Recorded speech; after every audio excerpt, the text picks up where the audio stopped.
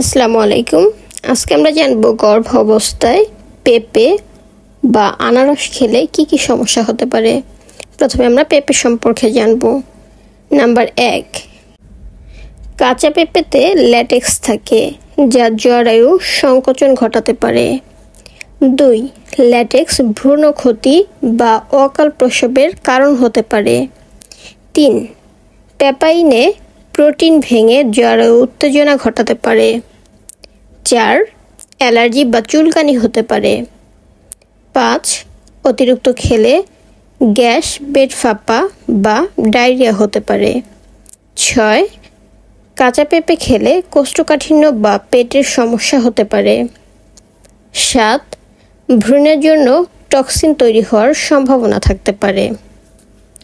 এবার আমরা জানবো আনারস খেলে কি কি সমস্যা হতে পারে। নাম্বার 1, কাঁচা আনারস ব্রোমেলাইন থাকে যা জরায়ু সংকোচন ঘটাতে পারে। 2, অতিরিক্ত খেলে অকাল প্রসবের ঝুঁকি থাকে। নাম্বার 3, গ্যাস্ট্রিক বা পেট জ্বালা হতে পারে। 4, বেশি খেলে ডায়রিয়া বা হজমের সমস্যা হতে পারে। 5, চুলকানি বা অ্যালার্জির সম্ভাবনা থাকে।